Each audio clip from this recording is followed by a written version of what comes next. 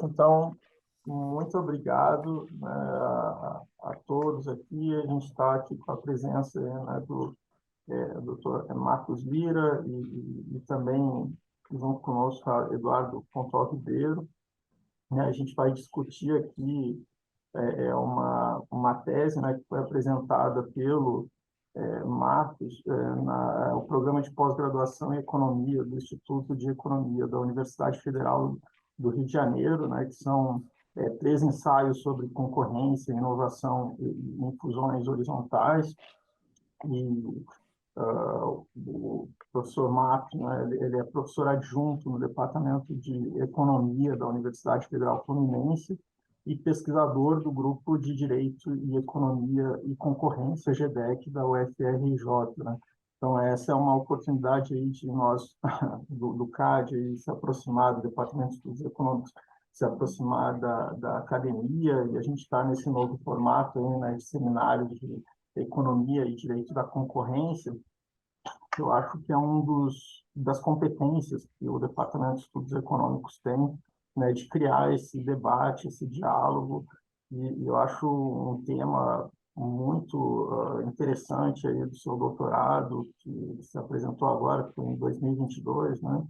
E você tem aí mestrado em Economia também pela UFRJ, graduado em Ciências Econômicas também pela UFRJ em 2013, e teve formação complementada por um intercâmbio em 2012 na Universidade de Paris, foi pesquisador visitante na University of East England, em Anglia, no Reino Unido, em fevereiro e outubro de 2021, e professor substituto na UFF entre 2021 e 2022. Então, uma grande honra tê-lo aqui, assim, e também de ter aceitado, né, o convite de apresentar a sua pesquisa, a sua tese. É uma grande satisfação mesmo. Eu só gostaria de fazer um disclaimer aqui, né, que obviamente nesse tipo de seminário nós não vamos aqui apresentar a opinião do CAD, né? O CAD é uma instituição aí que depende de decisões colegiadas. O que se disser aqui vai ser, sem sombra de dúvida, a minha opinião pessoal, eventualmente também a opinião do Eduardo a respeito da pesquisa. E também agradecer aí a presença do Eduardo, né, de estar auxiliando aí nesse debate que a gente vai fazer sobre esse estudo, que eu achei extremamente oportuno e uma tese muito bem escrita, assim, né? Mas, de novo, eu acho que é importante fazer esse tipo de disclaimer aqui, que não é uma posição oficial, institucional, mas esse tipo de seminário eu acho que é importante, assim, né, para abrir esse diálogo e para ouvir críticas, para ouvir sugestões, para ouvir e estar aberto, independente de se aceitar ou não um ou outro argumento aí que está sendo apresentado, né? Mas sinta-se à vontade, Marcos, para apresentar o teu trabalho e, enfim, passo a palavra para ti. Muito obrigado. Bom, Ricardo, eu que agradeço pelo convite, é uma honra poder apresentar aqui para você, para o Eduardo, ter essa interação com o DE. Eu, quando estava no início do meu mestrado, ali em 2015, eu participei do projeto do Guia de Remédios, né, junto com o Eduardo Pontual. Então, eu tive essa interação no início da minha formação do Antitrust com o DE. Então, é muito bom estar voltando, ainda que de forma virtual, a ter essa interação. Então, fico muito feliz pelo convite, te agradeço, agradeço a DE como um todo. Bom, como o Ricardo falou, eu vou apresentar minha tese de doutorado em Economia na UFRJ. Ela, como ele bem falou, foi defendida ano passado, em fevereiro do ano passado, então daqui a pouco estou completando um aninho de vida. E eu fui orientado pela professora Camila Cabral Pires Alves, que já foi economista-chefe do DE também. Então, ela até pede desculpas, ela pretendia participar, mas ela está num lugar com conexão bem comprometida, ela está viajando. Então, eu já transmito essas palavras dela. Tá? Bom, gente, eu vou compartilhar aqui minha tela para a gente começar. E aí, vocês me avisem, por favor, se estiverem vendo ela. Está aparecendo? Tudo certo? Está aparecendo, sim. Maravilha. Bom, o meu trabalho, ele discute concorrência e inovação. É um tema que eu venho trabalhando desde o mestrado, na verdade, né? Já no mestrado eu já comecei a discutir esse tema. Na tese eu resolvi continuar, né, sob uma outra perspectiva, né, como eu vou conversar aqui com vocês, mas é basicamente um tema que eu venho trabalhando desde o mestrado. Bom, vamos lá. Bom, antes de eu entrar em como a tese está estruturada, quais são os objetivos, como que ela está dividida, fazer um breve comentário introdutório sobre o assunto. A gente parte de um diagnóstico inicial desse trabalho de que a avaliação dos efeitos anticompetitivos em inovação, na análise de fusões e aquisições, é uma prática inconsistente. Repare que inconsistente não quer dizer que é uma prática que não ocorra. A avaliação de efeitos anticompetitivos em inovação acontece em diversas jurisdições, só que ela é inconsistente porque falta uma metodologia sistematizada de análise, né? Como é que a gente analisa efeitos em inovação? Então, essa falta de uma metodologia sistematizada significa que cada jurisdição faz de um jeito e dentro da própria jurisdição, casos similares são abordados de maneiras diferentes. Então, ainda falta uma metodologia sistematizada. E grande parte da discussão se dá também pelo fato de que a abordagem tradicionalmente aplicada na análise de fusões ela está mais concentrada na parte estática do processo concorrencial, nos efeitos anticompetitivos em preços e na concorrência que acontece dentro do mercado de produto, o que é incompatível com alguns casos de concorrência e inovação, porque a concorrência e inovação também acontece fora do mercado de produto. E aí, a premissa que a gente tem, né, a nossa escolha metodológica, é de olhar a concorrência como um processo multidimensional.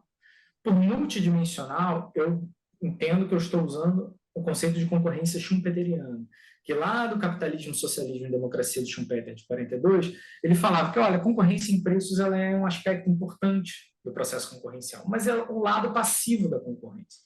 O lado ativo, o lado dinâmico da concorrência, é a concorrência em inovação. É a concorrência por novos produtos, novos processos, melhores produtos, melhores processos, e esse é um aspecto fundamental do processo concorrencial. A inovação em si é um fenômeno, né? Uma variável super complicada de se trabalhar, né? Porque a inovação está sujeita à incerteza, é um campo um pouco mais nebuloso do que uma concorrência em preços, por exemplo, mas algo que torna ainda mais complexo é o fato de que a concorrência em inovação em si pode acontecer de diversas formas, inclusive fora do mercado de produto. Para a gente fazer aqui um exemplo totalmente hipotético. Digamos que ali, no segundo semestre de 2020, a gente tivesse uma hipotética fusão Pfizer e AstraZeneca. A gente não tinha nenhuma vacina comercializada ainda contra a Covid, elas estavam sendo... Estava tendo a pesquisa, estava o pipeline em andamento, etc. Naquele momento, uma fusão juntaria duas empresas que produzem uma vacina com o mesmo objetivo, né? Ou seja, para atender o mesmo mercado de produto que ainda não existe. Esse mercado não existe. Mas a concorrência está acontecendo, né? Porque a partir do momento que você está ali correndo para chegar com a sua vacina primeiro no mercado e comercializar, você está tendo um processo concorrencial em inovação, né? Um processo que está lá, todo mundo lá com P&D, gastando aqueles milhões e milhões e milhões, aquela correria toda que foi. Então, esse é um caso, mas a gente pode ter concorrência e inovação acontecendo dentro do mercado de produto. A gente pode ter a Samsung e a Motorola competindo para melhorar um pouquinho a câmera o tempo todo, dentro do mercado de produto. Então, é um processo que acontece dentro e fora do mercado de produto, que torna ainda mais complicado. E cada uma dessas formas de concorrência e inovação, que eu vou listar mais para frente, né, que a gente identifica, ela demanda uma metodologia de análise diferente, se a gente quiser, de fato, evitar efeitos anticompetitivos em inovação. Bom, o que é importante a gente falar sobre jurisdições internacionais? Tanto os Estados Unidos quanto a Europa, e por Estados Unidos eu digo FTC e DOJ, e por Europa eu digo Comissão Europeia para a Concorrência, fizeram mudanças ou no seu guia ou na análise em si, na prática, para discutir fusões com concorrência e inovação. O Guia Horizontal Americano de 2010, dentro da seção de efeitos unilaterais, tem uma subseção só para efeitos de inovação e que descreve, até de maneira bem detalhada, dois tipos de efeito em inovação, o efeito de curto, médio prazo e um efeito de longo prazo, que teria que ser investigado, que tem que ser discutido. A Comissão Europeia, apesar de usar aquele guia ainda de 2004, que não discute muito inovação, ele é muito tímido nesse sentido, introduziu na prática uma metodologia de análise nova, no caso da Aldupom, e já repetiu pelo menos 2 vezes, que eles chamam de Four-Layer Comparative Assessment, ou avaliação competitiva em 4 camadas. Já adiantando, ele inclui tanto discussão de concorrência em preço e quantidade, quanto discussão de inovação simultaneamente, olhar esses efeitos simultaneamente. O Brasil, e por Brasil eu digo o CAD, ele tem dado passos tímidos, mas ele tem avançado nesse sentido, porque o nosso Guia Horizontal, que é de 2016, que é bem recente, ele discute inovação em diversas etapas. Ele discute, apresenta lá e tal, não de uma maneira tão detalhada os efeitos da inovação como o americano, mas discute em diferentes etapas da análise.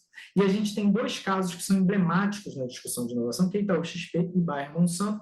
Eu falo mais desses casos mais para frente. Porque agora eu quero apresentar como a tese está estruturada, para vocês entenderem como que eu preparei essa apresentação. A tese ela tem um formato de 3 ensaios independentes. Eles são independentes no sentido de ter início, meio e fim, e se sustentar sozinhos. Né? Esse foi o formato de 3 ensaios. Só que eles têm a similaridade de discutir concorrência e inovação e são complementares, porque eles pegam aspectos diferentes desse tema. Entrando em detalhes, o primeiro artigo ele propõe um esquema para analisar casos de fusões e aquisições que a gente tem concorrência e inovação, mas que considera a especificidade de cada tipo de concorrência e inovação. A gente chama das 3 faces da concorrência e inovação, que são os 3 padrões de concorrência que a gente identifica. O segundo artigo, ele olha para os Estados Unidos e para a Europa, que são 2 jurisdições que entraram em detalhes, né, nessa discussão de concorrência e inovação, fizeram muitos debates ao longo das últimas 2 décadas, como eles avançaram na análise de efeitos de inovação e concorrência e inovação, e então, tem um lado histórico e o recorte atual, né, e também faz alguns estudos de caso. Por fim, o terceiro artigo, eu entro na experiência brasileira para olhar de que forma o CAD avaliou questões de inovação no controle de atos de concentração entre 2015 e 2021. Tá, mas eu vou falar sobre esses 3 artigos, mas a minha ideia para essa apresentação é passar sobre temas que os 3 artigos tocam. Né? Então, eu não vou fazer, olha, estou apresentando o artigo 1, terminei o artigo 1, artigo 2, terminei. Eu vou apresentar elementos que fazem parte da tese como um todo, mas tem uma divisão mais ou menos bem definida, porque esse primeiro ponto da apresentação é mais uma apresentação da fundamentação teórica, que, enfim, está mais baseada no artigo 1, mas os tópicos 2, 3 e 4 vêm dos artigos 1, 2 e 3. Tá? Então, é dessa forma que eu preparei a apresentação de hoje. Vamos lá, entrando um pouco na parte um pouco mais teórica. Quando a gente tem a presença de concorrência em inovação, se a gente tem firmas que estão competindo por melhores produtos, melhores processos dentro de um mercado de produto ou fora dele, a abordagem tradicional que a gente aplica pode ser inadequada ou não. O exemplo de que ela é inadequada é quando a gente não tem um mercado de produto, de fato. Né? Então, isso aí você não pode começar uma análise definindo um mercado relevante, por exemplo, por um teste de monopolista hipotético. A gente não consegue fazer isso porque a gente não tem vendas. Da mesma forma que eu não consigo também avaliar HHI, avaliar share. Então, toda etapa também de possibilidade de exercício de poder de mercado, ela, no mínimo, tem que ser modificada. Porque se a gente não tiver mercado de produto, isso aí não é possível de ser feito. Então, esse é um exemplo de inadequação. E aí, existem alguns autores que propõem que, nesse caso, né, nesse tipo de caso, que a gente não tem mercado de produto, que a gente precise recorrer a uma avaliação que tenha uma outra fundamentação, que a gente defina o mercado relevante pela presença de capacidades de inovar, continuando naquele exemplo da hipotética fusão Pfizer e AstraZeneca. Nesse mercado, que inclui as 2 que produzem vacinas contra a Covid, você tem que incluir todo mundo que pesquisa vacinas contra a Covid, porque eles exercem pressão competitiva sobre as partes, e também quem tem habilidade, capacidade, incentivo para entrar nesse mercado também, porque ele é um concorrente potencial. Ele exerce pressão competitiva. Uma farmacêutica que não esteja incorrendo em esforços para criar uma vacina contra a Covid, se ela pode entrar, tem habilidade, consegue fazer isso num tempo razoável, ela exerce pressão competitiva. Então, tem que ser incluída como parte desse mercado relevante. E já que eu não posso olhar a possibilidade de exercício de poder de mercado por HHI, share, qualquer outro índice de concentração, enquanto a gente está discutindo uma concorrência fora do mercado de produto, a gente tem que avaliar o potencial competitivo dessas firmas de outras formas. A gente tem que entender a extensão dessas capacidades. Né? O quão hábil, o quão capaz, né, são essas firmas de pesquisar vacinas contra o Covid. Elas têm as capacidades, elas têm a mão de obra, elas têm o incentivo, a gente tem que olhar. Obviamente que isso não é uma tarefa fácil. Isso não é uma tarefa fácil. Mas aqui a gente começa a tentar dar algumas respostas. Mas, por enquanto, eu queria mostrar para vocês isso que a gente tem, esses autores que têm essa visão. Bom, só que a inadequação da abordagem tradicional ela não para por aí. Por quê? Quando a gente está lidando, especialmente com casos de produtos homogêneos, né, fatores estruturais são muito importantes. Então, a gente tem aquela relação entre pornô e o HHI, que a gente pode supor que um aumento elevado no HHI vai gerar efeitos anticompetitivos. Essa relação é menos relevante, é menos forte quando a gente está discutindo produtos diferenciados, mas, de qualquer jeito, efeitos estruturais têm importância na nossa análise, né? Isso aqui é uma herança que a gente tem ainda do tempo da escola de Harvard, na nossa análise atual. Só que, quando a gente está discutindo inovação, a gente não tem como ter qualquer conclusão sobre o efeito em inovação a partir de um processo de concentração, porque a relação entre concentração e inovação não é conclusiva. A gente tem o modelo do Arrow, de 62, em que ele vai lá e mostra que firmas em concorrência perfeita têm um incentivo maior a inovar, porque elas querem escapar da concorrência perfeita, enquanto o Schumpeter, do Capitalismo, Socialismo e Democracia, que a gente chama de Schumpeter 2, entende que firmas maiores e mercados mais concentrados têm maior habilidade para inovar, porque pode reter capital, reter lucros, etc. E a gente tem uma posição intermediária, que é a hipótese do invertido do Scherer de 65, em que ele diz que, olha, um pouquinho de concentração ele é bom, porque você vai dando à firma essa habilidade dela para inovar, só que a concentração aumenta os incentivos a inovar até determinado ponto. Eles começam a cair, no monopólio o incentivo vai a zero, porque você tem, em teoria, uma situação confortável.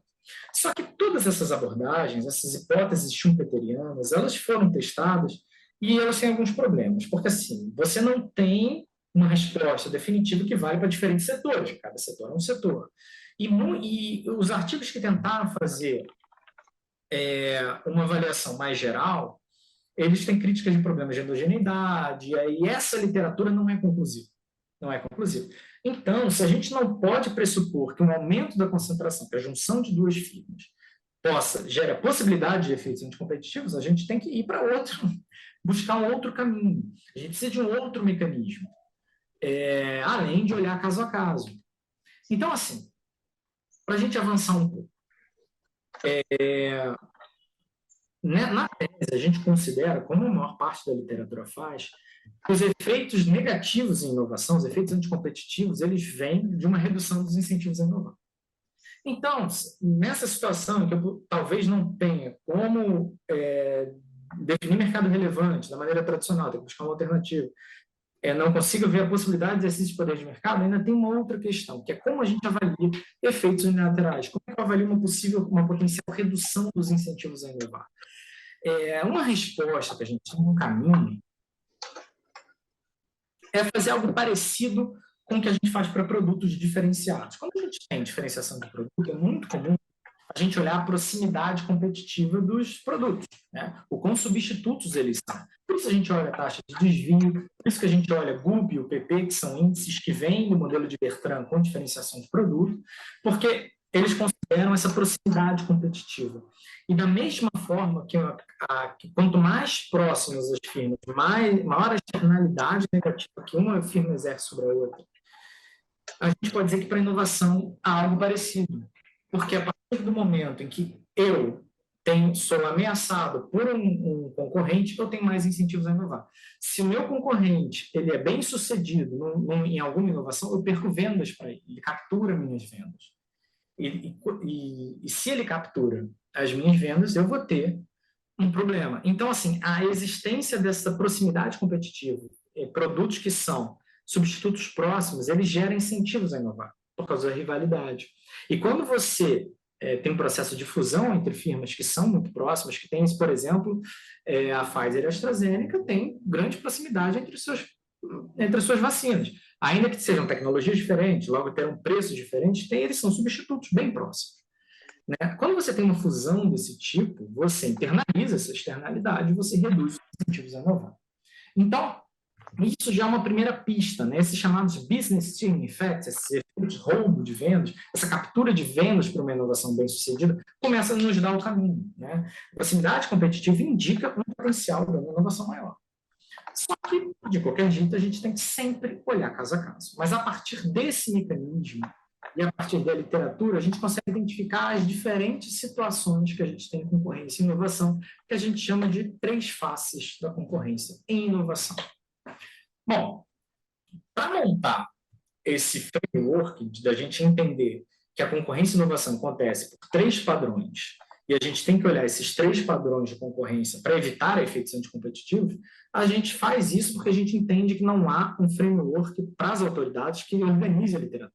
Nós temos propostas, né? Há diferentes propostas, como olhar a inovação, você tem muitos artigos, só que a gente tenta condensar essas propostas e usar um critério de business team effects para a gente poder criar esse esquema que discute as teorias de dano adequadas para a gente avaliar concorrência e inovação, as diferentes faces da concorrência e inovação, a gente considerar as especificidades de cada caso na avaliação e que evidências a gente pode usar. Então, esse é um trabalho que a gente buscou fazer. Como critério, a gente usa como canais de dano à inovação 2 tipos de canais que a gente encontra na literatura. Então, assim, o dano à inovação acontece como? Quando a gente atrasa ou interrompe um esforço inovativo específico, se, por exemplo, como resultado da fusão hipotética, a Pfizer descontinuasse o pipeline da AstraZeneca, isso é um dano à inovação.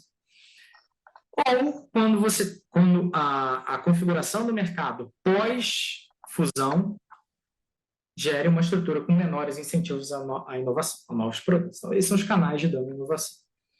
Bom, quais são essas 3 categorias? A primeira delas é a chamada concorrência através de esforços contínuos de inovação no mercado de produto. Então, pensem no seguinte, uma situação em que a gente tem um mercado de produto, ele está bem estabelecido, só que nesse mercado de produto, a gente tem uma introdução contínua de inovações. O exemplo é o smartphone.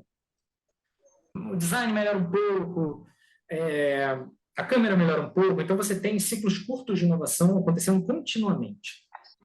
Nesse caso, a gente pode aplicar uma avaliação tradicional. Por que a gente pode aplicar? Porque existe um mercado de produto bem estabelecido, eu faço teste de monopolia hipotética, eu consigo identificar que mercado relevante é esse. Eu consigo, o HHI e índices de concentração, apesar de não serem tão importantes quanto em outros mercados, por exemplo, de produtos homogêneos, eles têm seu papel, podem ser calculados, etc. Só que a gente tem que entender que a gente tem que relativizar esses índices e é importante que a gente olhe efeitos em preço e efeitos em inovação. E qual é o canal de dano à inovação desse caso? É que, após uma hipotética fusão, digamos, Samsung e Motorola, você tem uma redução de novos esforços inovativos, né? Que a rivalidade reduz a ponto que você tenha uma redução dos incentivos a inovar e que você tenha menos esforços inovativos acontecendo no mercado. Você interrompe esses ciclos super curtos que a gente está tendo de inovação, o que é um prejuízo ao consumidor. O segundo caso é quando você tem firmas que têm esforços de inovação em andamento para criar novos produtos. E nisso é o exemplo que eu estava usando, Pfizer e AstraZeneca. Você tem, de um lado, uma firma que tem um pipeline em andamento, uma pesquisa em andamento, e a outra parte da fusão também tem uma pesquisa, ou é um incumbente também entra nessa categoria. Qual é a nossa preocupação aqui? Que você atrase ou interrompa um desses esforços inovativos. Né?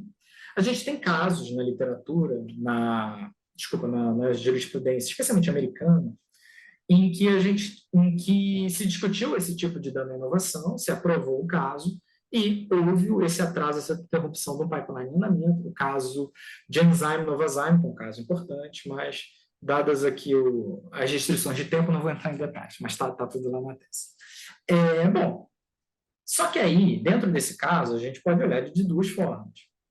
Se a gente tem esses pipelines em andamento, ainda em um estágio que não esteja pronto, que os investimentos em inovação ainda se fazem necessários, em P&D, você precisa usar uma abordagem dessa baseada nas capacidades. Porque eu preciso incluir outras fontes de pressão competitiva, outras firmas que tenham esforços de inovação parecidos em andamento. Eu tenho que olhar outras firmas que podem entrar nesse mercado, que tenham as habilidades para pesquisar, eu tenho que olhar. Agora, Se os esforços de inovação estiverem concluídos, ou seja, você já terminou a parte técnica de criar esse novo produto e o lançamento é uma questão de tempo, você não precisa olhar efeitos de inovação.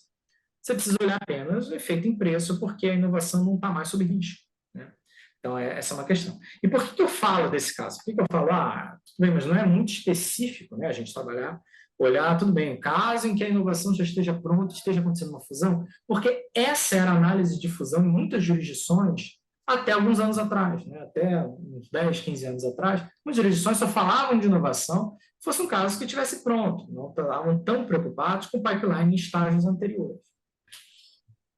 Bom, por fim, quando as duas partes têm capacidades para inovar parecidas, têm linhas de pesquisa semelhantes, a junção dessas duas firmas pode reduzir a pressão competitiva dentro daquela linha de pesquisa. Vou dar um exemplo. Se duas farmacêuticas que pesquisam terapia genética fazem uma fusão, elas têm a linha de pesquisa de terapia genética, você tem 5, 6 que fazem isso pelo mundo. Se você junta as duas, você vai ter uma redução dos incentivos a inovar dentro daquela linha de pesquisa em terapia genética. Esse é um efeito que ele não está ligado a um mercado de produto específico, não está ligado a um pipeline, um produto em desenvolvimento que possa ser descontinuado, e sim uma redução dos incentivos a inovar dentro daquela linha de pesquisa. Por isso que a gente chama de concorrência e inovação através de futuros esforços de inovação. Esse é um aspecto, né, importante do processo concorrencial, que no caso da Aldopom, por exemplo, na Europa, se discutiu isso. Essa é a quarta das 4 camadas da análise lá que foi aplicada no Aldopom. E a gente precisa usar uma abordagem baseada nas capacidades. A gente precisa olhar que firmas têm capacidade, que firmas têm essas linhas de pesquisa próximas para exercer pressão competitiva, o quão capazes elas são, será que essas outras 4 que pesquisam terapia genética, elas têm a capacidade necessária, a habilidade para, de fato, exercer pressão competitiva ou não? Ou elas são, por exemplo, elas têm acesso a uma tecnologia que já é obsoleta. Então, é algo a se fazer. E o canal de dano à inovação, uma redução de esforços inovativos no futuro, que é uma redução de novos produtos dentro daquela linha de pesquisa por causa dessa redução da rivalidade. Bom, em algumas essas foram as 3 categorias que a gente traz da literatura, que a gente traz também da nossa análise própria. E aí a gente tem que entender o seguinte: grande parte desses casos que a gente discutiu, eles dependem da avaliação de fusões baseadas nas capacidades, né? Essa linha que eu apresentei desde o começo. Só que, como é que essa forma de enxergar a concorrência e inovação, essa metodologia de análise, é uma metodologia que, quando eu estiver falando de Europa e Estados Unidos, ela é utilizada, né, de elementos desse tipo de abordagem, só que ela ainda precisa avançar um pouco. Por quê?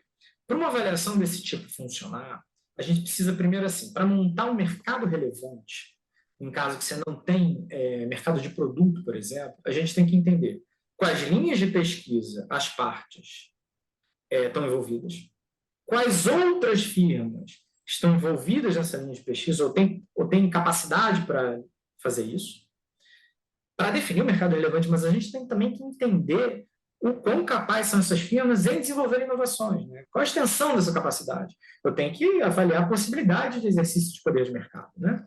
Então, são tarefas importantes.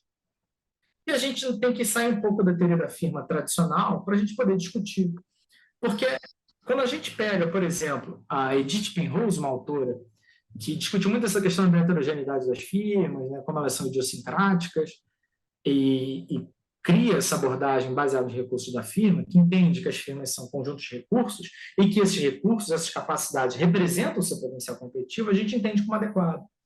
Porque se a gente tem que entender quais outras firmas estão nessas linhas de pesquisa, qual a extensão da capacidade delas, a gente tem que entender quais são esses recursos para entender o seu potencial competitivo. A gente tem diversos autores que partem da Penrose em diferentes direções para trabalhar diferentes assuntos, e a gente pode pescar alguns conceitos que são importantes para o Instituto, que a gente pode fazer para entender a extensão da capacidade dessas firmas. O Nelson traz as Core Capabilities em P&D, que é uma forma da gente enxergar dentro das capacidades das firmas quais são as capacidades centrais, são capacidades em que a firma teria habilidade e incentivo para entrar em esforço inovativo, né, e exercer pressão competitiva. Tem um conceito parecido, que é o Core Competencies, que vem mais da literatura de gestão estratégica, mas é muito parecido com o do Nelson. Você tem a noção de cumulatividade, porque tem alguns setores em que a chance de sucesso de uma firma em entrar num novo esforço inovativo, por exemplo, depende da cumulatividade, né? Dos sucessos passados em inovação, da mão de obra, como ela qualificou a mão de obra, depende de uma série de fatores. Só que tais conceitos, eles podem e devem ser aplicados, mas a gente tem que entender também que depende do setor e do padrão de inovação. A gente, obviamente, entende que a inovação num setor farmacêutico, que é baseado em P&D, é uma coisa, em mercados digitais é outra coisa. A gente não tem gasto pesado em P&D com cientistas no laboratório testando moléculas. A gente tem programadores testando novos aplicativos. Então, tudo isso, obviamente, a gente entende que tem que considerar os padrões de inovação para ser aplicados. Bom, essa tabela eu não vou ficar nela, é mais para mostrar que ela está feita, tá? Para atiçar um pouco de curiosidade. Aqui eu separo as 3 faces da concorrência e inovação, da onde sai esse mecanismo de business steering, né, para cada um, como seria a avaliação de mercado relevante e avaliação da competitividade, do potencial competitivo, se é tradicional, se tem que ser baseado nas capacidades, qual é o canal do dano à inovação e que evidências a gente poderia olhar. Tá? Por restrição de tempo, não vou ficar aqui, a tabela está lá, coloquei sabendo que não vai dar tempo. Tá? Bom, feita essa parte, a gente entra mais na seara do segundo artigo, que é uma análise dos Estados Unidos e da Europa. Tá? Eu vou fazer de forma breve. Seguinte, os Estados Unidos, né, a jurisdição americana, e lembrando, jurisdição americana, estou falando de DOJ e FTC, conjuntamente, tinha uma avaliação de fusões limitada até a primeira metade dos anos 90. A gente tem um primeiro caso em 90, Genentech Roche, que tem inovação, você tinha sobreposição de pipelines, já 2 pipelines em andamento, né? E aí você tinha discussão de efeitos de inovação. O guia horizontal, em 92, ele inclui alguns aspectos dinâmicos, mas assim, muito pouquinha coisa. Fala que quando você tem inovação, você tem que relevar um pouco o uso do HHI e você tem que ter uma visão dinâmica sobre o processo concorrencial. Foi uma coisa muito ainda incipiente, em 92. Em 95, a gente tem uma virada. Por quê? Você tem o Guia de Análise de Licenciamento de Propriedade Intelectual americano, que fala o seguinte, olha, a gente tem que, para discutir isso aqui, a gente tem que definir um mercado de inovação e usa uma literatura parecida com o texto Gilbert Sunshine, que a gente considera como assim, primeiro passo dessa discussão da abordagem baseada nas capacidades. Ainda é algo assim bem preliminar, mas essa discussão está muito parecida com Gilbert Sunshine na definição que eles trazem de mercado de inovação. E a gente tem uma virada, porque a primeira metade dos anos 90 tem 4 casos que as jurisdições americanas avaliaram que tinha discussão de inovação, que é 3%. Segunda metade dos anos 90, 47 casos, que é 17,5%. Então, a gente tem uma virada, né, a partir desse guia de 95. Agora, a gente tem que também entender que entre 95 e 2014, aproximadamente 1/3 dos casos contestados pelas autoridades americanas, a gente teve alguma alegação de questões de inovação. Alguma. Desses textos, especialmente esse segundo, esse Kernel, Enter e Kerber, que a gente traz esse primeiro diagnóstico que eu falei no começo, que a discussão de questões de inovação ela acontece, só que ela é feita de uma maneira inconsistente, porque esse artigo também ele entra muito no detalhe. Ele fala, olha, você vê que tais casos foram feitos de um jeito, outros foram feitos do outro, eles eram parecidos, mas a análise foi diferente. A avaliação de concorrência e inovação acontece, ela só não é sistematizada. Só tem uma metodologia que embasa essa discussão. O Guia Americano de 2010, ele tem, primeiro, uma discussão do papel da inovação em efeitos coordenados, que é curto, mas tem, e como eu tinha falado, tem uma subseção inteiramente dedicada à inovação na seção de efeitos unilaterais. Eles têm 2 tipos de efeito, um efeito de curto prazo e um efeito de longo prazo. Tá? Então, basicamente isso. E ambos os efeitos se valem de um mecanismo business steering. Por quê? O efeito de curto prazo diz o seguinte, quando pelo menos uma das firmas incorre em esforços inovativos que podem capturar vendas da outra parte, a gente pode ter efeitos anticompetitivos.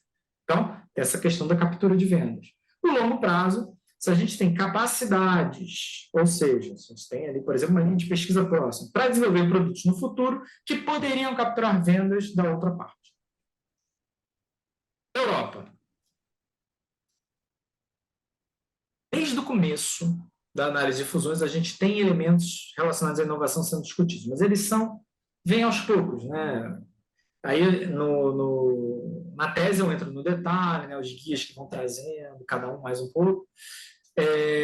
A gente tem, no guia horizontal, algumas preocupações da inovação, mas é muito menor do que o americano, mas também, sejamos justos, esse guia de 2004, americano de 2010, que tem uma discussão de efeitos em inovação, tanto o lado negativo quanto o lado positivo, né? Sinergias que podem ser eficiências compensatórias por aumentar a habilidade de inovar. O caso da Aldupom, que é um divisor de águas. Porque antes do Aldupom, o que a Europa fazia? Olha, quando a gente tem pipeline em estágio final, em que o lançamento é uma questão de tempo, isso fazia parte da discussão. Porque você não tinha mais o risco de prejudicar a inovação.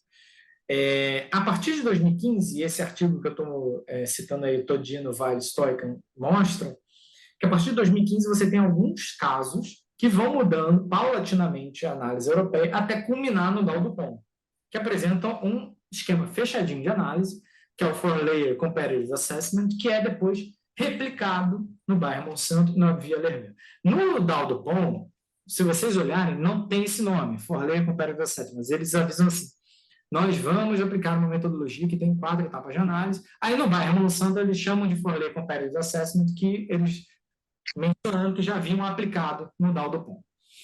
E o que é esse Four Layer Comparative Assessment? É você olhar preço e inovação simultaneamente. Você vê concorrência em preços,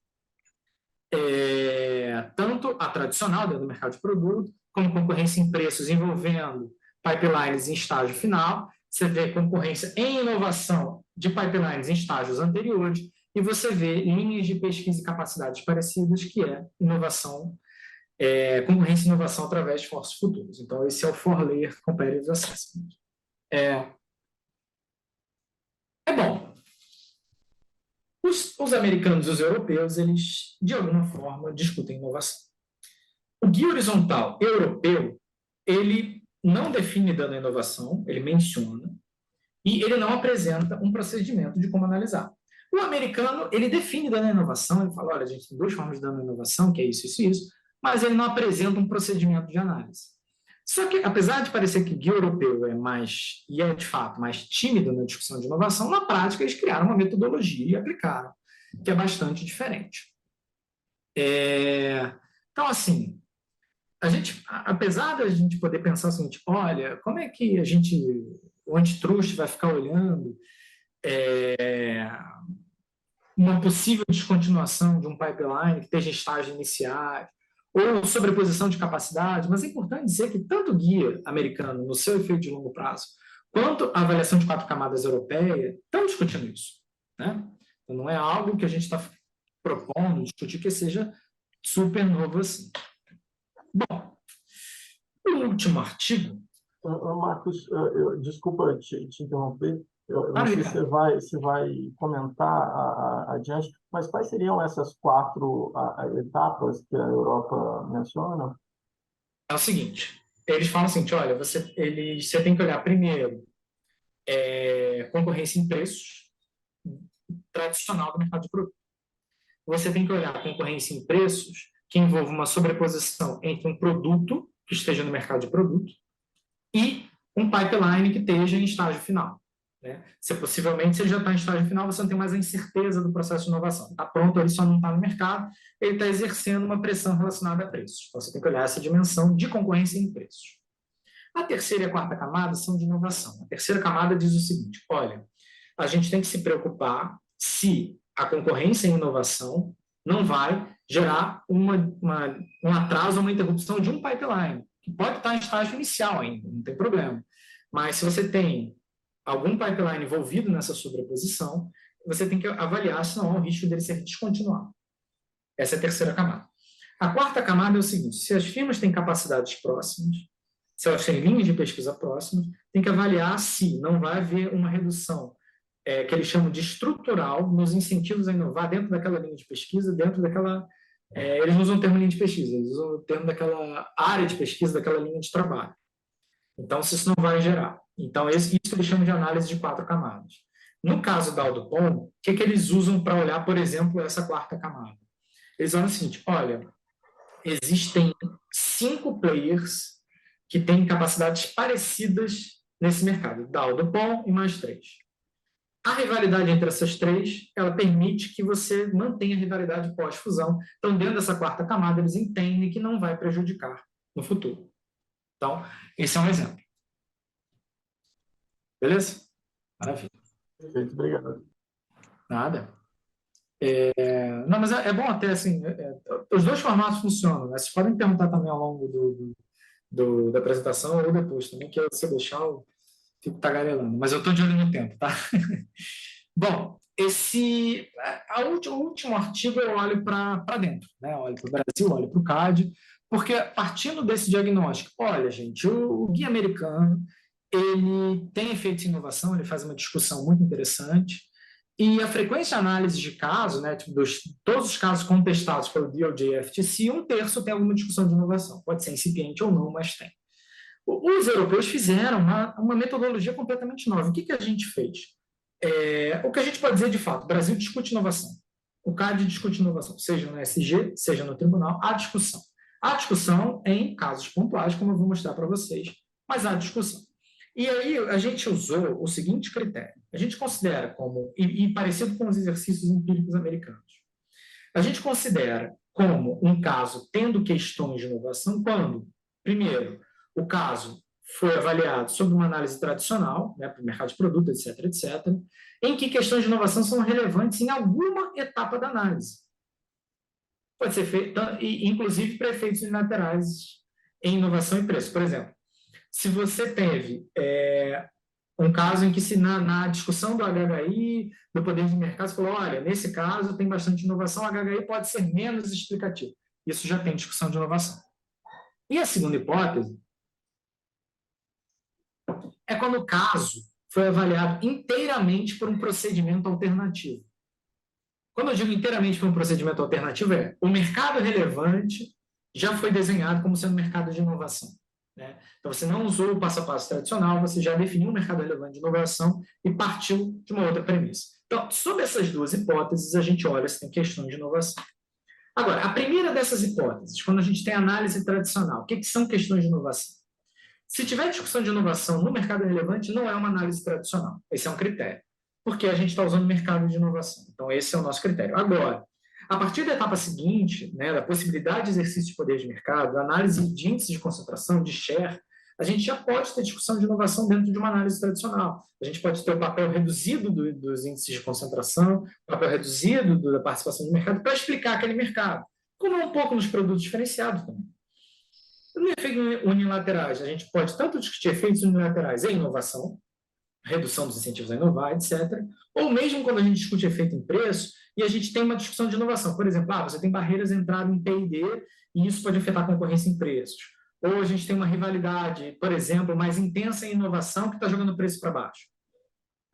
Isso já é questão de inovação. Em efeitos coordenados, é uma via de mão dupla. Você pode ter tanto assim, olha, esse mercado ele tem muita inovação, tem ciclos curtos de inovação, etc., etc., mas isso vai tornar a coordenação menos provável. Ou esse mercado já é previamente coordenado, tem processos colusivos, e isso pode reduzir o esforço inovativo. Então, vai ver de um duplo. Ou, na parte de eficiências compensatórias, se há uma discussão de sinergias que melhoram a capacidade de inovar. Tá? Agora, é importante fazer um disclaimer aqui. Eu considero que há os casos em que há discussão de inovação. Pode ser que, no caso de eficiências compensatórias, as partes tenham alegado que há alguma sinergia em inovação, e o CAD pode não ter aceito, mas o que importa aqui é que tenha tido a discussão, seja provocada pelo CAD, né, pela SG, por um conselheiro, ou pelas partes, né, ou por um terceiro interessado. Agora, nosso guia, assim como o americano e europeu, foca na análise tradicional, como é o padrão pelo mundo. Como eu já falei para vocês, para a gente ter como comparar, nos Estados Unidos, 1/3 dos casos que foram contestados, né, a gente tem discussão de inovação. Esse artigo que eu uso bastante, ele também olha ainda o seguinte, tá, beleza. Dos mercados relevantes em que há questões de inovação, pega esse bolo de 1/3 olha dentro dele, são 322 mercados relevantes. Em 222, a gente tem inovação na discussão de mercado relevante, ou seja, usou uma avaliação especificamente desenhada para inovação. A gente não tem um exercício parecido para a Europa, tá? Infelizmente. A gente só tem, o que a gente tem é um artigo que, olha, faz um balanço da atuação entre o período 2015 a 2017 e menciona que a gente tem 10 casos em questão de inovação dos 73 contestados pelos europeus, dá 13,7%. Tá? O que não é um grande exercício empírico, não é uma grande informação, mas é o que tem. E o que é o nosso estudo? Bom, a gente investiga se e em que medida questões de inovação foram consideradas pelo CAD. Período escolhido, 2015 a novembro de 21. Por que 15? Porque 15 é o corte em que, na Europa, se começa a mudar a análise que culmina no Dow do Pont. A partir de 2015, os europeus começam a fazer essa mudança, né? E passam a mudar a forma como eles avaliam os casos de inovação que culminam no Dow do Pont. A gente tem 4 casos que precedem.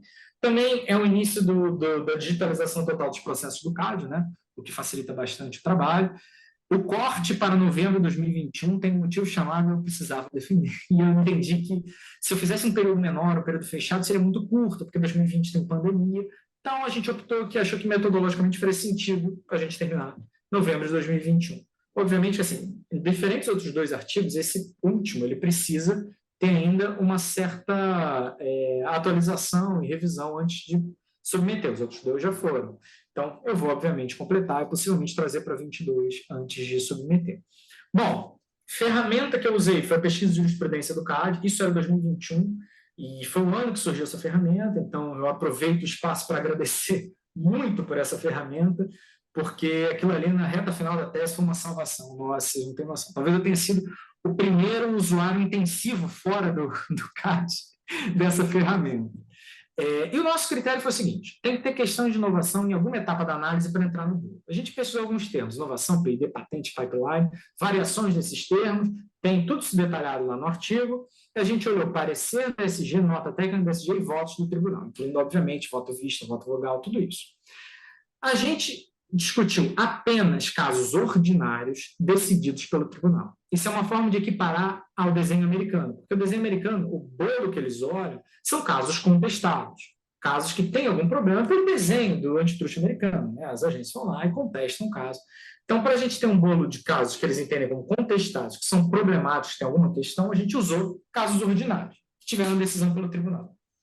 E os detalhes metodológicos estão todos lá no artigo. E aí a gente ficou com 20 casos desse período. 20. São 22,2% dos casos decididos pelo tribunal no período, foram 90. O caso Bayer-Monsanto é o único em que usa uma avaliação específica de inovação, ou seja, desde o começo é definido o mercado de inovação.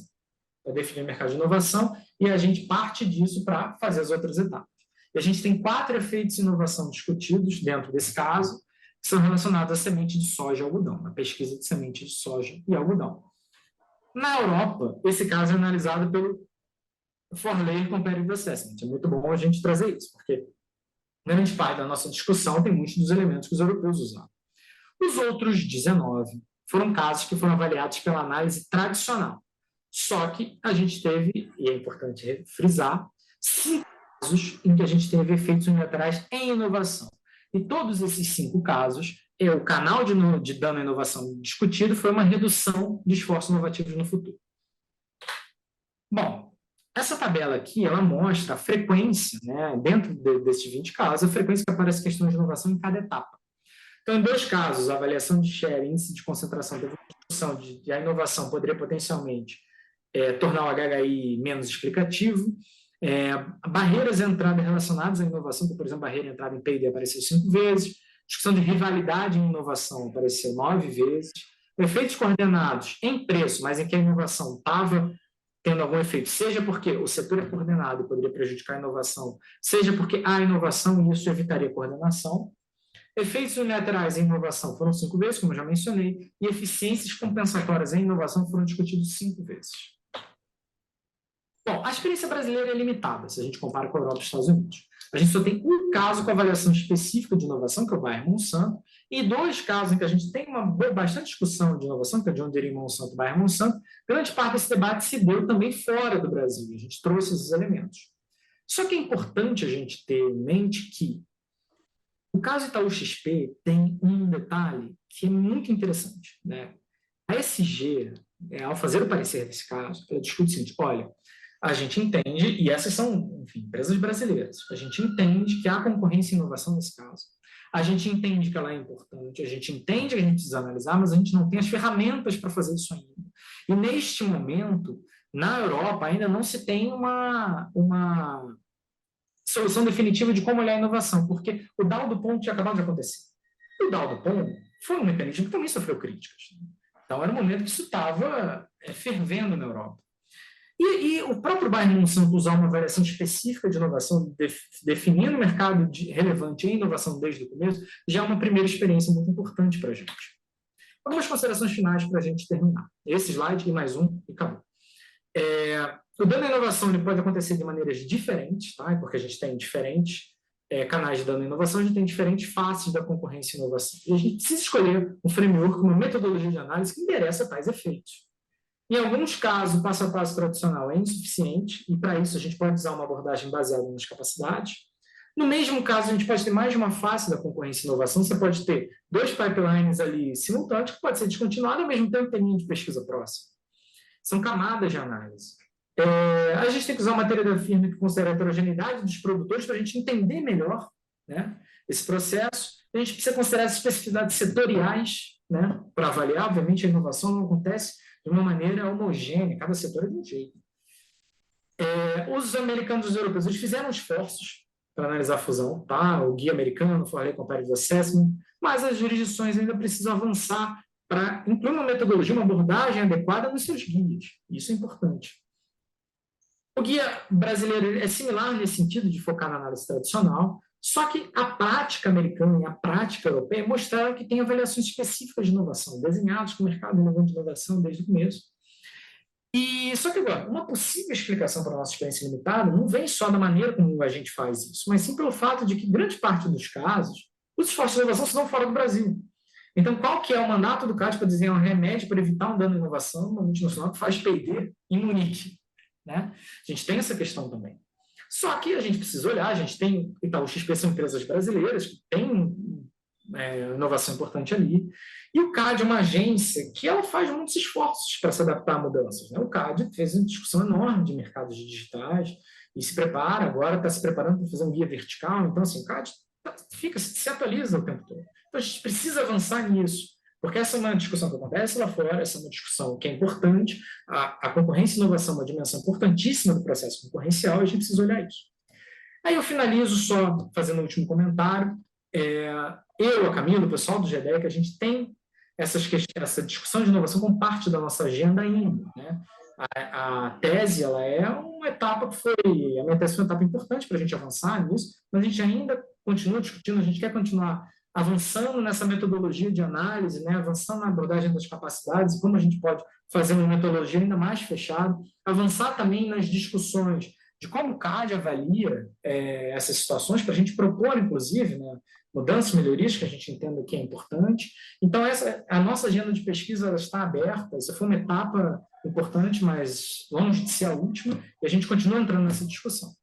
Bom, eu então devolvo a palavra ao Ricardo. Eu acho que me estendi um pouquinho do tempo, Ricardo. Já te peço até um pouco de desculpas aqui. Agradeço mais uma vez o convite e abro para comentários, perguntas. Não, sem problema. O tempo aqui ele não é tão rígido assim. E a gente é brindado aí pela tua explicação, foi brilhante aí mesmo. E obrigado aí também pela tua generosidade em compartilhar esses ensinamentos e as tuas descobertas aí em relação ao que tu estudaste na tese. Eu gostaria, antes de apresentar aí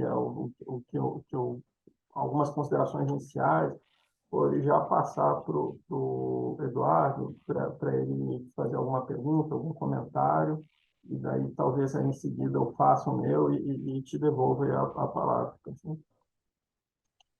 Bom, obrigado, espero que o som esteja bom. Marcos, obrigado pela apresentação, realmente foi bastante extenso. Eu vou me concentrar na ideia dos canais, dos efeitos anticompetitivos, porque a grande dúvida que eu tive sobre, por um lado, eu imaginei que haveria uma contraposição, uma análise natural, onde você, por um lado, veria o business ceiling effect como canal para fazer uma possível redução do incentivo a manter a inovação, por causa que você tem que estar produzindo produtos muito substitutos, então com isso não haveria, reduz o incentivo de você lançar esse produto, afinal você estaria só canibalizando as próprias inovações, o que vai reduzir a quantidade de inovações que vão chegar no mercado, mas eu imaginei que essa análise tem que ser feita da mesma forma como um grupo e você coloca lá alguma eficiência, e eu não sei como é feito isso, o fato que é conhecido que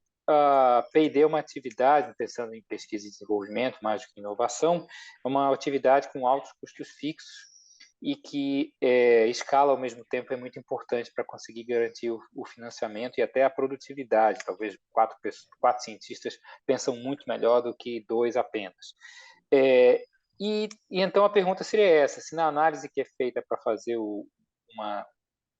avaliar se o business ceiling effect ele é forte, se há uma redução de incentivos para inovar após uma fusão, quando as empresas têm linhas de inovação e com inovações que têm tido muito próximas de produtos bastante substitutos, ao mesmo tempo não há um efeito oposto que facilitaria o volume de inovações ou a velocidade que essas inovações estão chegando no mercado, pelo fato de que você estaria juntando dois grupos que fazem P&D, duas centrais de P&D, uma em cada empresa, onde então você poderia ter uma otimização com ganhos de escala na produção de inovação. Eu já respondo direto, eu passo para o Ricardo antes. Não, se você quiser responder, daí eu comento depois. Né? Tá.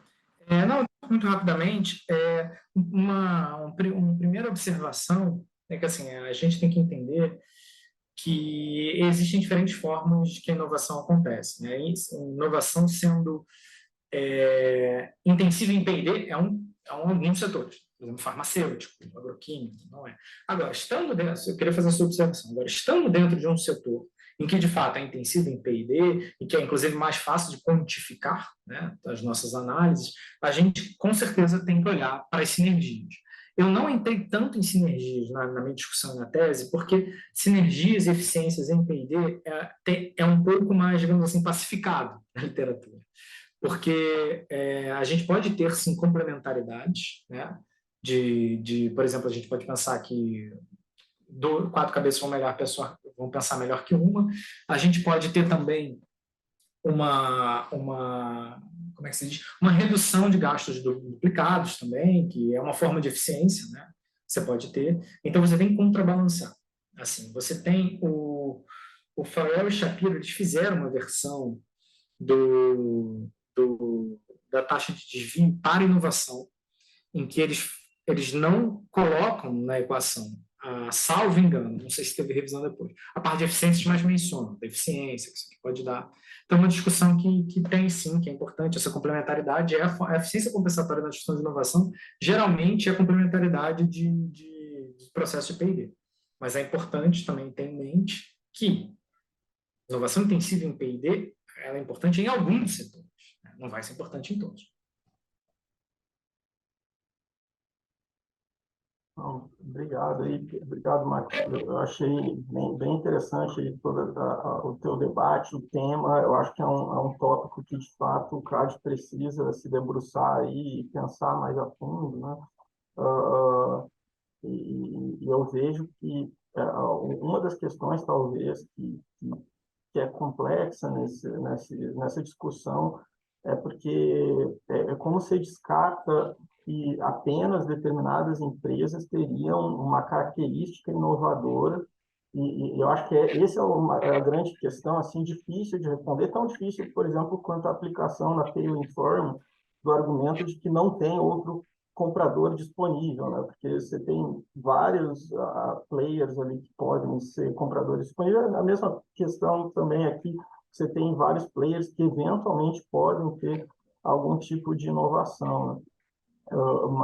E daí por isso que é difícil ter esse debate aí contrafático do que aconteceria numa hipótese aí de impedir uma fusão ou não, em razão desse tipo de argumento, até porque realmente tem esses problemas que muitas vezes não são substitutos, mas não é só quatro cabeças que pensam melhor do que duas, né? Mas é também isso, né? Mas eventualmente você tem uma empresa que resolveu o problema A, mas não consegue resolver o problema B, e a outra consegue resolver esse outro problema, que seria um problema complementar, e daí, ao impedir a união, talvez, aí das duas, você não tenha nenhum produto ao final, né? E você não acaba não gerando.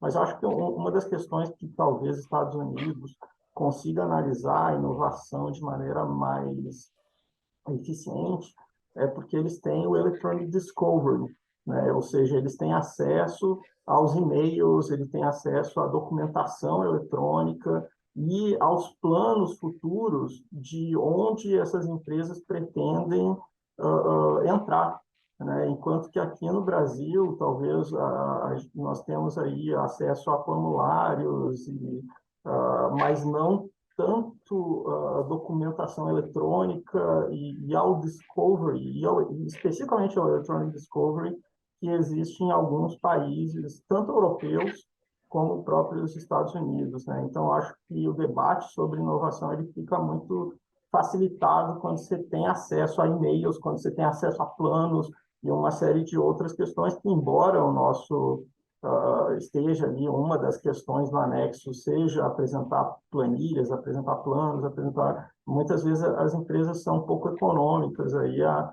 fazer a apresentação disso e nós precisamos aí trabalhar com os ferramentais que nós temos, né? Muitas vezes o que se faz aqui é mandar e-mails para o INPI ou para...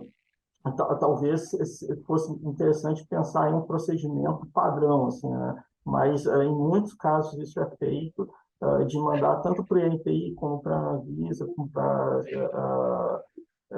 checar justamente onde tem pipelines e nesses casos, né, os pipelines eles ficam registrados, ao contrário, talvez, de outros casos, outras indústrias onde não tem esse registro aí, talvez o Electronic Discovery fosse mais interessante, né, para ter acesso aí a planos de inovação, né, e como que atos de concentração envolvem aí essas estratégias aí das empresas. Mas, enfim, ao mesmo tempo que a gente tem isso, né, a gente tem uma mudança até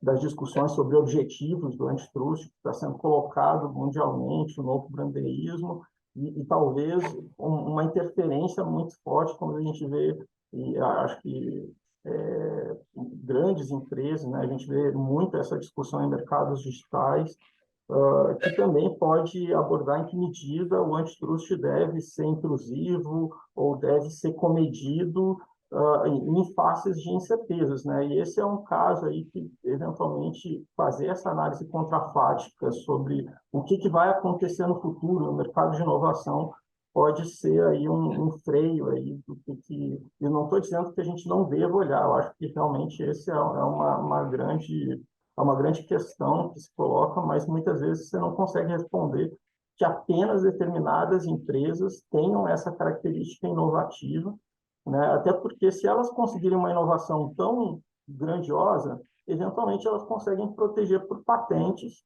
e, no final das contas, ela vai monopolizar o mercado se for um produto tão diferenciado, né? Se não for um produto tão diferenciado assim, talvez não seja passível de proteção via patente e realmente caiba aí duas tecnologias competindo, mas, de novo, você pode ter aí níveis de atuação no antitrust, discussão sobre objetivos do antitrust, né? E esse aí é realmente um problema novo, né, que se coloca como lidar com esses mercados onde você não tem produto, obviamente você não vai colocar um SNP clássico ali para definir mercado relevante ou para fazer outras análises. Mas, ao mesmo tempo, também você pode cair num subjetivismo também ao não ter uma metodologia tão bem estabelecida, assim, né? E não ter essas outras ferramentas, como Electronic Discovery, que outras jurisdições possuem. Mas, desculpa, eu já me alonguei aqui, eu queria ver a tua reação a esses comentários. Foram comentários ótimos, ótimos, ótimos. Tem muitos assuntos sobre os quais eu queria fazer um comentário, mas que eu não incluo na apresentação por causa do tempo. Olha, sobre os comentários que você fez. Primeiro, Electronic Discovery, sim. Quando a gente está vendo os casos americanos, é uma maravilha que eles têm acesso. Assim, é uma maravilha. Né? E assim, ao final, eu vou fazer uma resposta, ao final vou mostrar dois casos que acho que respondem às questões de vocês dois, e um dos casos que eu vou mencionar aqui para finalizar meu comentário é um caso que fez toda a diferença. Mas assim, sobre a questão de patentes que você mencionou, e por isso que é importante a gente entender como que funciona a inovação em cada caso e como que é cada tipo de setor. Muitos autores vão falar o seguinte, olha, isso está no Katz, Chelans, que alguns outros artigos que são referências para a discussão de inovação, vão falar assim, olha, se o mercado os produtos daquele setor são protegidos por patente, o que você pode fazer é proteger a concorrência até a patente chegar. Evitar que você tenha uma fusão que mate um pipeline em andamento antes de chegar nisso. Para você garantir que vai chegar um produto superior, que você vai garantir que chegue um produto mais rapidamente. Mais rapidamente. Então, eles falam assim, olha, quando tem patente, gente, é um outro campo. Você tem que proteger a concorrência até chegar na patente, porque depois a virtual monopólio. Sobre se a gente olhar muito para o futuro, né, se a gente pode fazer, se não tem um grau se não é muito especulativo. Essa é uma discussão que sempre entra, né? Até que ponto você pode ter um mandato para mudar o resultado de um ato de concentração com uma discussão que seja especulativa, né? Muitos autores, eles foram atrás de informações e dados para mostrar que é o seguinte, olha, o dano potencial pode ser maior.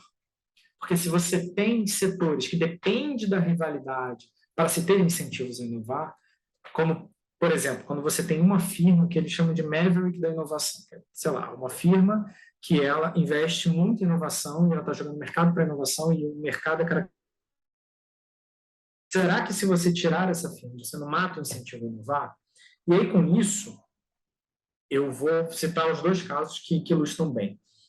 Tem um caso nos Estados Unidos, que é de 2011, eu acho, 2011, em que a AT&T, né, a empresa de telefonia, comprou a T-Mobile. Era a segunda comprando a quarta. Né? Teve lá o processo. Durante a discussão, o que se descobriu? Primeiro, que a T-Mobile era uma Maverick da inovação, como eles usaram o termo. O que é uma Maverick da inovação? É uma firma que é agressiva em inovação. E aí foi a primeira empresa a colocar Android no aparelho celular um tempo antes, foi a primeira empresa a usar linha 4G. Então, como ela estava, as três primeiras, elas tinham market share elevado, a quarta estava atrás, ela era bem inovadora, ela trazia coisas novas antes, e ela tinha esse comportamento. Então, o que se discutiu naquela? Olha, se a gente tira essa empresa, as outras três elas não têm esforço inovativo, elas estão numa posição relativamente confortável, eles falam assim, eles não têm muitos firsts, não é o first do 4G, não é o first nada, e aí eles usam o Electronic Discovery para mostrar que a T-Mobile tinha planos de ser muito mais agressiva, e estava iniciando o processo de discussão de uma série de melhorias. Aí que está a vantagem dos caras que você citou muito bem, Ricardo, é isso mesmo. E eles falam, olha, essa empresa não só é inovadora, como ela tem planos de trazer inovações e, pegando e-mails das outras, a compra era para acabar com a inovação. Então, com isso, você tem evidência suficiente para barrar e o caso foi barrado. Foi barrado não só por inovação, porque ela é uma média de inovação e preço. Ela tinha preço baixo. Também tem isso. E aí eles barraram. Então, mostrando o seguinte, olha, é uma discussão de inovação, é uma discussão que tem algum grau especulativo, mas não tem evidência suficiente que a inovação nesse setor vem de uma empresa que está sendo comprada para acabar com isso. Então, é um caso importante. O outro caso, que é muito interessante também americano, é um caso farmacêutico, que é a Genzyme, que é uma gigante farmacêutica estava comprando a Novazyme, que era uma startup. Novazyme era uma startup criada para discutir, para criar um tratamento para doença de Pompe. Doença de Pompe é uma doença fatal para crianças, né? Rara, porém fatal para criança, uma doença horrível. Essa startup foi criada porque o criador tinha 2 filhos com essa doença, tem todo um drama, virou filme, tá? E o filme não foca na parte antitruxa, eu te garanto, e sim na parte dramática. O filme com Harrison Ford. Eu não recomendo porque ele não é bom, não, tá? Mas assim, esse caso é um caso em que a Genzyme tinha 3 pipelines em andamento para tratar a doença de Pompe. Novazyme tinha um, eram as 2 farmacêuticas do mundo que estavam desenvolvendo tratamento para essa doença, as duas, uma. Quando você teve lá o julgamento dentro do DOJ, o que aconteceu? Houve argumentos contrários, não foi um julgamento unânime. O que eles falaram? Olha, por um lado, aí o argumento que o Eduardo falou, bom, mas e a complementariedade, né? E essa questão positiva? Você vai ter uma gigante pegando o pipeline de uma startup, e se ele for um bom pipeline, vai ter maior chance de chegar no mercado. Então, isso é positivo. Você vai poder melhorar, a firma tem recursos maiores, então é positivo. Enquanto outros falaram, olha, você está criando um monopólio desse tratamento. Vai estar na mão de uma única empresa. Você não vai ter aquela rivalidade, aquela preocupação da Genzyme em chegar depois do mercado. Em chegar depois. Pode ter um atraso desse pipeline, porque durante a investigação se descobriu que o pipeline da startup da Novazyme era um medicamento superior. Ele tinha menos efeitos colaterais, né, e o tratamento era melhor, era mais eficaz, com menos efeitos colaterais, era superior. E se você matar esse tratamento superior? Aí o julgamento não foi unânime, né? Porque, por um lado, falaram, olha, você tem uma empresa grande que pode até salvar esse pipeline, porque ela tem milhões e milhões e milhões de dólares para poder botar no desenvolvimento. E, por outro lado, você poderia matar a rivalidade. Foi aprovado. Foi aprovado. O que aconteceu? Até o seguinte, o julgamento foi 3-1, porque uma conselheira que tinha acabado de entrar, tomar posse, durante a discussão quis se abster, mas ela disse que se votasse a votaria contra, seria 3-2. Foi aprovado, né? Então, tudo bem. E aí, o que acontece? A Genzyme pegou os 4 pipelines que ela tinha agora em mãos, fez testes comparados e descartou 3, incluindo o da Novazyme.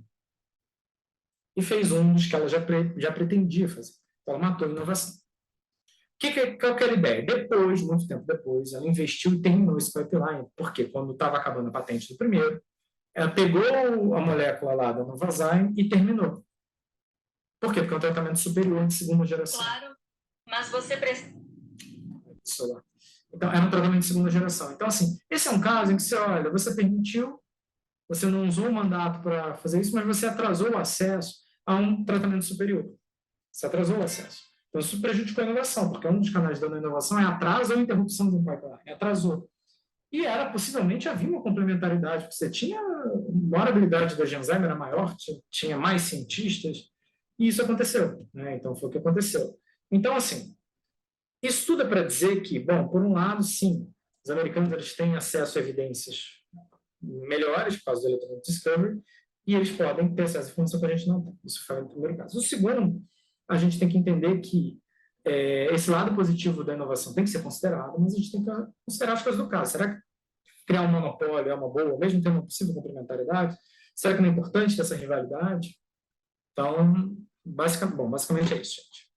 Se tiver mais algum comentário que estou aberto também. Oh, tá ótimo aí.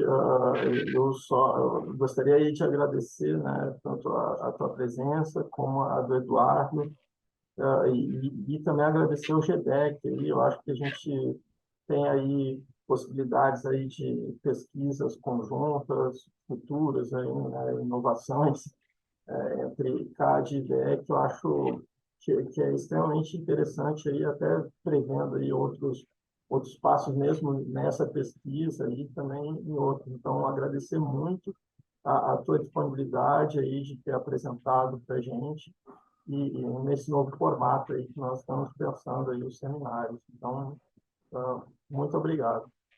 Eu que agradeço. Valeu, Ricardo. Obrigado, Eduardo, também. Obrigado também pelo convite. Muito bom assistir e manter essa interação da academia com o CAD. Excelente. Obrigado. Valeu. Um abraço.